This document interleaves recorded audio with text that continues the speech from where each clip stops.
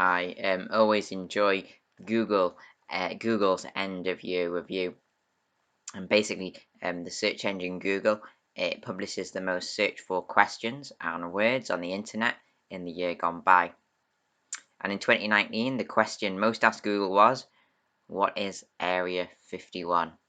With "What is Brexit?" Not being far behind.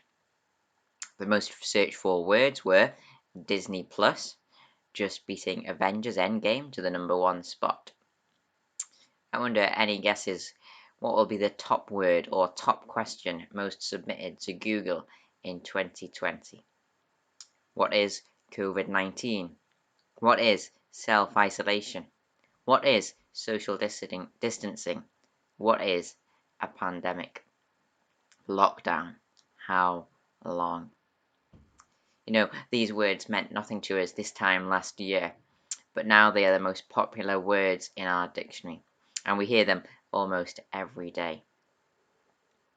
However, two much simpler words are even more popular than all of these words being the two words no more. When will there be no more pandemic? Social distancing. When will be there no more need? No more self-isolation. No more lockdown. No more COVID-19. When will these things take place? Questions like these questions we all want Google to answer, but unfortunately Google has no idea.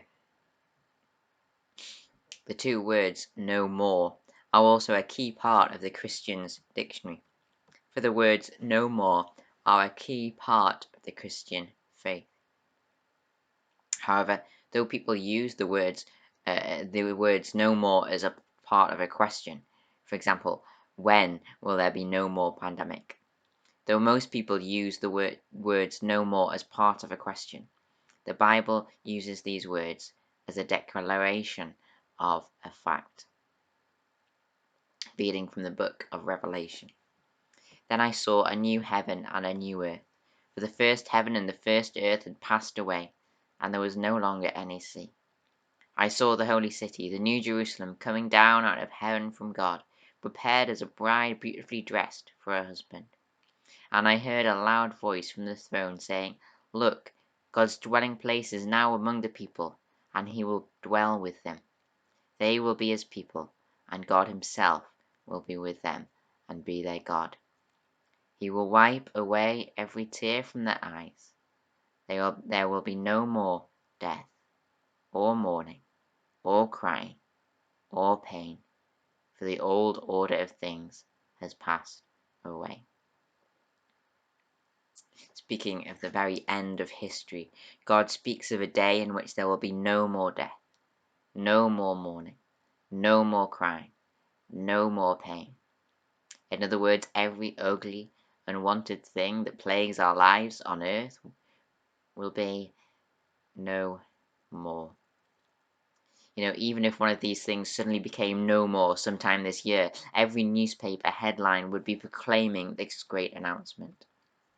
Even a little less death, or a little less crying and pain would be very good news.